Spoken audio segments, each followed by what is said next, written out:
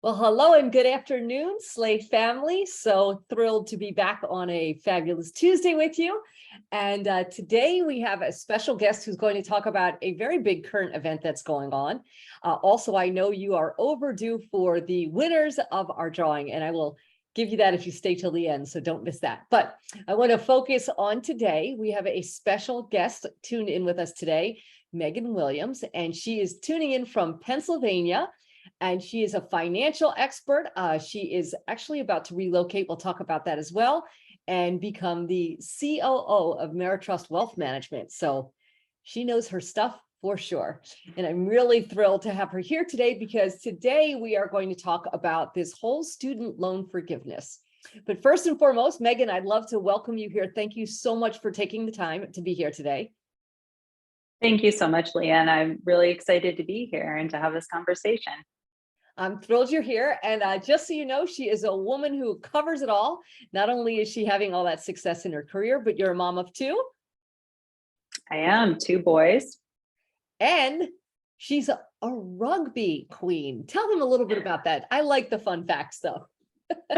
Sure. So I went to a very small high school where your typical sports were available: track, softball, basketball, volleyball. And it was so small, everyone had to play everything. But then I went to a much larger university and had the opportunity to explore many sports. My rowing career actually is what introduced me to rugby. There was a rugby player in the trainer's office, and she was sizing me up and said, "You look like you're about the right height for this sport." I'm 5'10", probably 5'9" and a half now. And she said, "Just come out to one practice, try it." And 14 years after that, it's been more than 14 years since I graduated from school, but I played for 14 years until we actually relocated to the Pittsburgh area. So it continued long after my college career, and is an incredible community and a wonderful sport. That's awesome. So you're certainly well-rounded enough, but let's dive in today and talk about this new program or plan that President Biden has now put forth. So can you take a second and tell everybody what exactly it does include? Yeah, absolutely. So the U.S. Department of Education is providing an opportunity for one-time student loan forgiveness. And depending on the type of loan that you have, you could be eligible for up to $20,000 in forgiveness. But most otherwise, if it's not a federal Pell Grant, you would be eligible for $10,000 in student loan forgiveness. And this program is available through December 31st, 2023. So truly a one-time opportunity. So got to grab the opportunity while it's here. And I understand that there are some income qualifications that really make a difference whether you qualify for this. Can you talk about those as well? Yes, yeah. So for individuals, you can earn up to $125,000 to be eligible for this. Mm-hmm. And for a head of household or a married couple, you have to earn less than $250,000 to be eligible. And it's important to note that they are looking at adjusted gross income for those numbers. And that's something that, if you're not familiar with what it is, you can find it on your tax form. And you'll see a little line called AGI. But typically, some of the things that are taken out of your income to count towards your AGI, or to reduce that, are educator expenses. So that may apply to many people who would be interested and eligible for this. Your retirement contributions, alimony payments, and student loan interest. Obviously enough. Yeah. So definitely something that will apply and be of interest to help perhaps lower you under that income. If you're looking at your salary and thinking, well, I don't apply, you may still. Got it. So if somebody, let's say, makes $150,000, they could still be eligible after accounting in all of those different factors. It could drop it down to where they are eligible. Theoretically, yes, it could. Okay. Now there's the other question. So let's say someone goes, well, that's me. And, I've got the right kind of loan and I've got the right kind of income, and I'm staring down the barrel of paying this thing off. Who wouldn't want someone to wipe out some of their bills? Right. I am telling you, I remember when my husband and I got married, it was me and my husband and Sally Mae, the three of us at the altar. It was crazy. No joke. I mean, that's a lot of us have experienced that or may still be experiencing. Yes, a lot of people still will, though. People who make over 125 Yes, will have to, they won't be included in this, correct? that is correct. Yes. Okay. And Now there is, oh, I'm sorry. I was just going to say, separate conversation for another time, but there is still the public student loan forgiveness program, which is continuing, and you can even do both. oh, So you can do both. participation, you can, yes. So participation in the public student loan forgiveness program does not preclude you from also taking advantage of this benefit. Yes, it's funny. Somebody was asking me the other day, and they said, well, if you make over $125,000, you don't need that help. And I'm thinking, if you make over $125,000, I bet your loans are even uglier than everyone else's. Yeah, so think about, one of the perfect examples of that could be a doctor who took on hundreds of thousands of dollars of student loan debt and has chosen to serve in a public hospital or perhaps a more rural area that would qualify them for that public student loan forgiveness. Unfortunately, they're not going to be eligible for the other program that we're talking about today, but could still apply for that. So everyone's looking for help wherever they can get it. Yes, education's crazy expensive, that's for sure. Now, what about tax implications? You and I had, talked a little bit, and you had some great information to talk about with that. Yes, so it's important to note that your federal taxes will not be impacted by this. However, right now there are approximately 7 states, and I wrote them down so I may refer to my note here.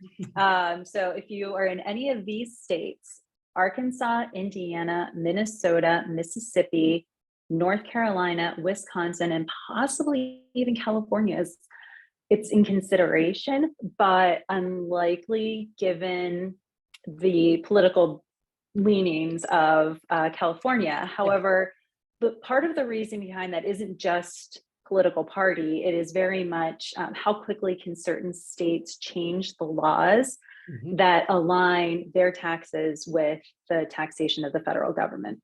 And so some of these states may be choosing to participate and to take advantage of this as a way to bring in additional revenue, or they may just not have time to change the laws governing this. Some states have come out, such as Hawaii and Pennsylvania, and they've said we will not tax. But I will say that it's likely that even if you are impacted by this, the tax range should only be somewhere around $350 to $1,100. So still well worth it, and just maybe something to keep in the back of your mind if you're taking advantage. Start socking that money away for those additional taxes. But I would take $10,000 to $20,000 of relief and a couple $100 in taxes any day. Who wouldn't take that return in 5 seconds flat? I mean, you need to think about that, Someone knocked on the door and said, would you like this deal? The answer is yes before they finish the question. Yeah, exactly. Now, you mentioned politics. Obviously, there's a lot of controversy. Of course, anything that happens in DC, no matter which side of the fence you're on, has to involve controversy in this day and age. And there has been some discussion about whether this is going to be challenged. What are your thoughts on that? And should someone still apply? Should they wait and see? How do you look at this? Yeah, so you may be referring, there has been lots of conversations since this started, but most recently within this past week, 22 governors sent a letter urging Biden to reconsider and cancel this program. And so I'm kind of the mind that it's unlikely at this point, given the large number of people this could positively influence, that this will be pulled back. But worst case scenario, you apply. And there are some timeframes within which people should think about applying and be considering this. So the timing of this conversation is perfect.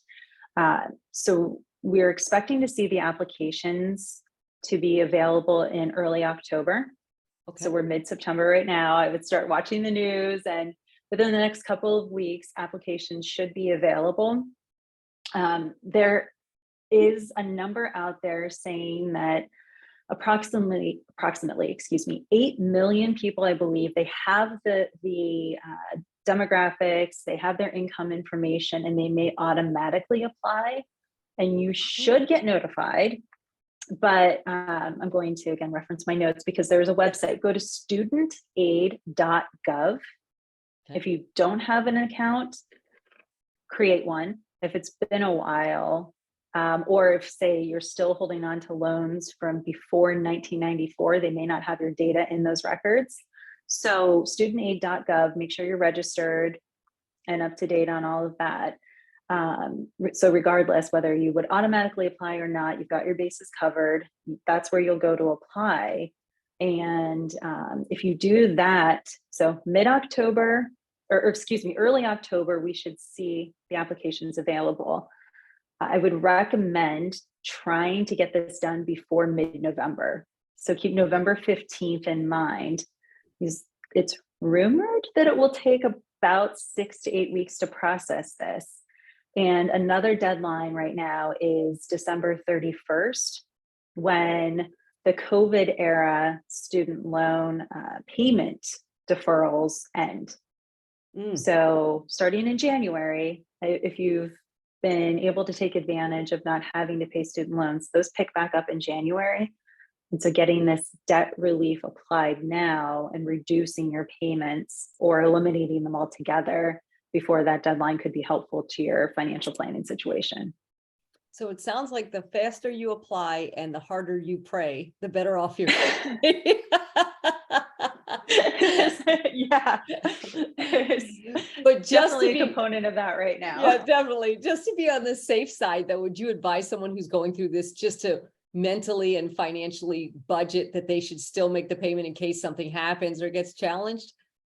Absolutely. And even, I've been encouraging people through the loan deferral process that if they can afford it, they should still be taking advantage of and making those payments, because you haven't had interest accruing during this time. Yes. And it's been a great opportunity to pay that down significantly. So if you haven't been doing that, it's still not too late. You have a few months left in this year where you could make those payments and get ahead.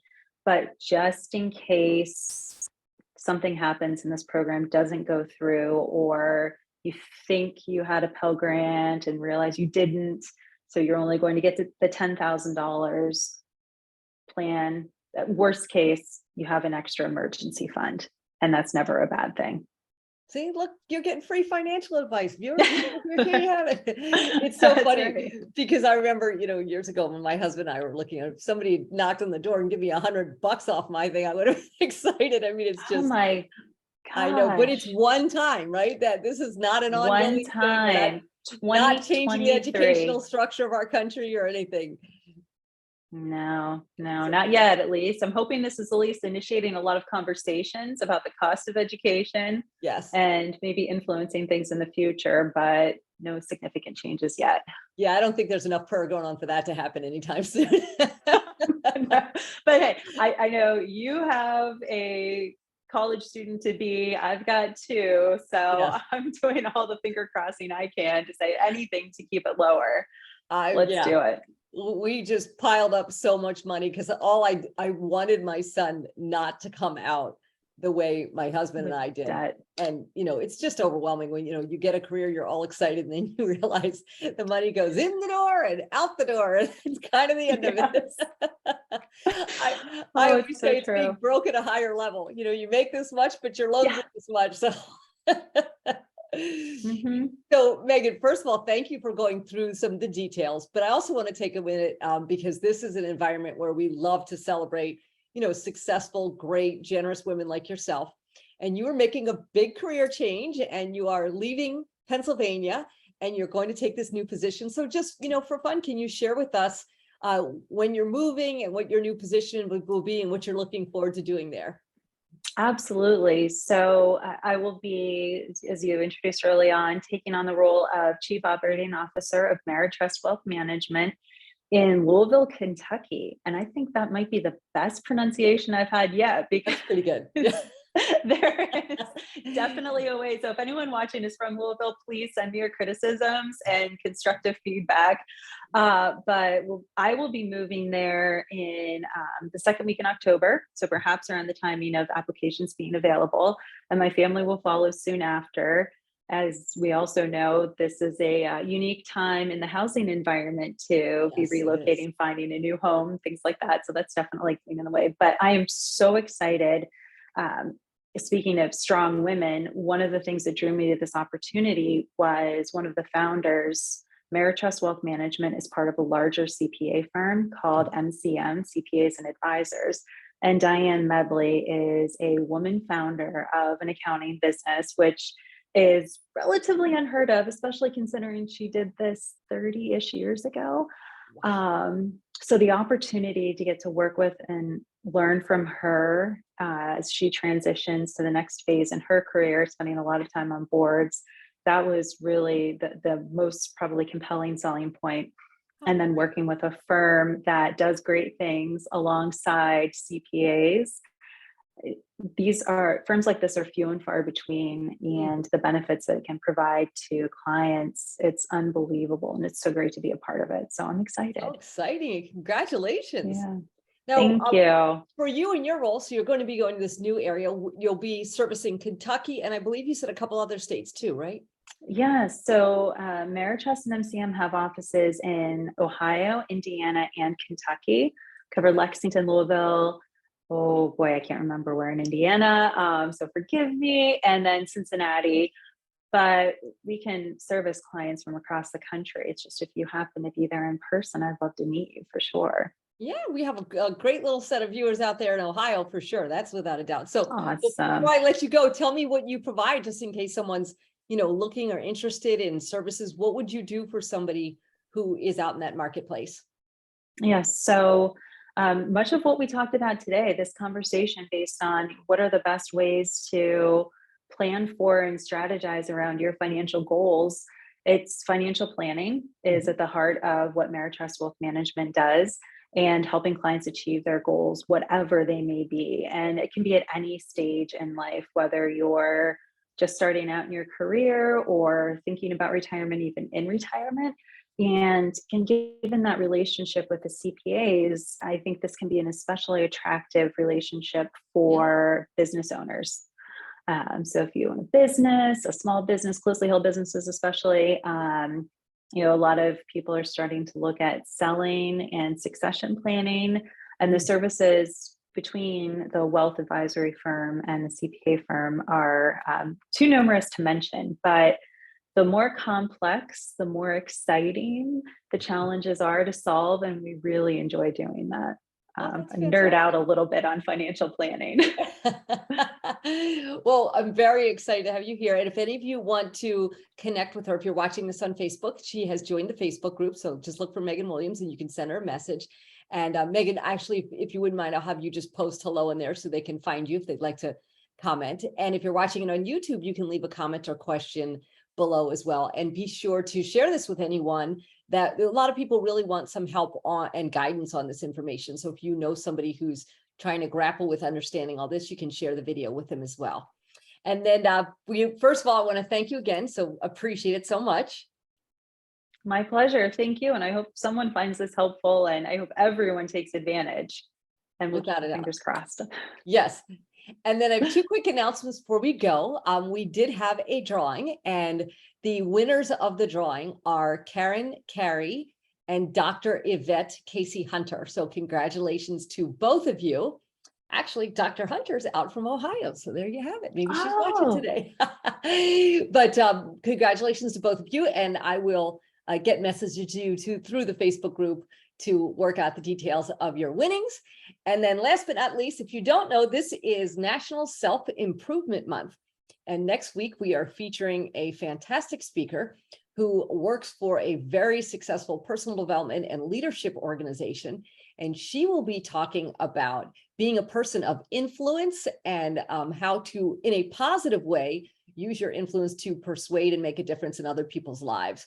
really going to be a great conversation. So we'll be back here next Tuesday with her. And Megan, thank you again. Congratulations on your success and your move, and for clearing all this up. We all owe you quite a bit. Oh, my pleasure. Thank you again. You got it. And we'll see you all next week. Take care. Bye-bye.